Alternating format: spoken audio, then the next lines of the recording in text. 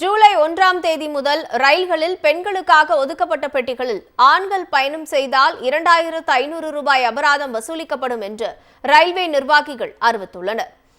ஒன்றிய அரசின் புதிய ஜன் விஸ்வாச சட்டம் 2026 அமலுக்கு வந்துள்ளது. 13 ஆண்டுகளுக்கு பின் ரயில்வே சட்ட விதிமுறைகளில் பல்வேறு மாற்றங்கள் செய்யப்பட்டுள்ளன. இந்த மாற்றங்கள் ஜூலை 1ஆம் தேதி முதல் நாடு முழுவதும் அமல்படுத்தப்படுகின்றன.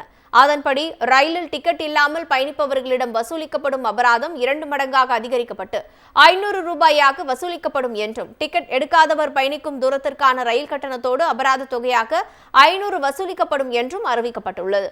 பெண்களுக்காக ஒதுக்கப்பட்ட பெட்டிகளில் ஆண்கள் பயணம் செய்தால் வசூலிக்கப்படும் அபராத தொகை 5 மடங்கு அதிகரிக்கப்பட்டு 2500 ரூபாயாக வசூலிக்கப்படும் என்றும், ஆண் பயணியை உடனடியாக ரயிலிலிருந்து இறக்கிவிடவும் ரயில்வே ஊழியர்களுக்கு முழு அதிகாரமும் வழங்கப்பட்டுள்ளதாகவும் தெரிவிக்கப்பட்டுள்ளது.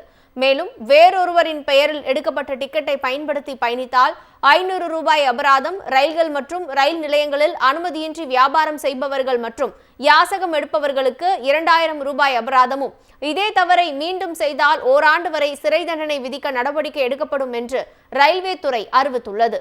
தடை செய்யப்பட்ட வெடிபொருட்கள் அல்லது ஆபத்தான பொருட்களை எடுத்து சென்றால் குறைந்தபட்சம் 10,000 ரூபாய் அபராதம் விதிக்கப்படும் என்றும் அறிவிக்கப்பட்டுள்ளது.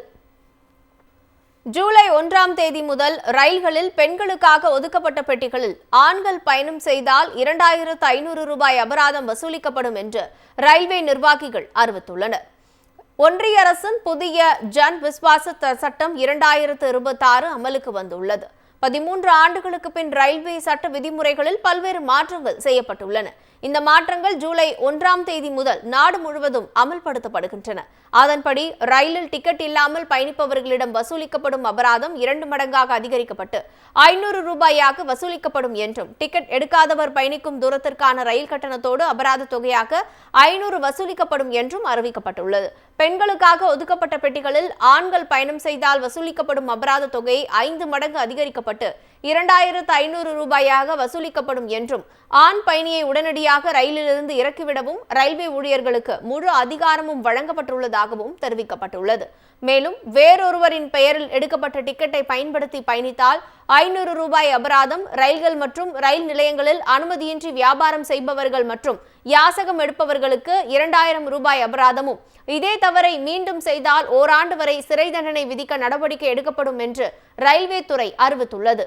தடை செய்யப்பட்ட வெடிபொருட்கள் அல்லது ஆபத்தான பொருட்களை எடுத்து சென்றால் குறைந்தபட்சம் 10,000 ரூபாய் அபராதம் விதிக்கப்படும் என்றும் அறிவிக்கப்பட்டுள்ளது.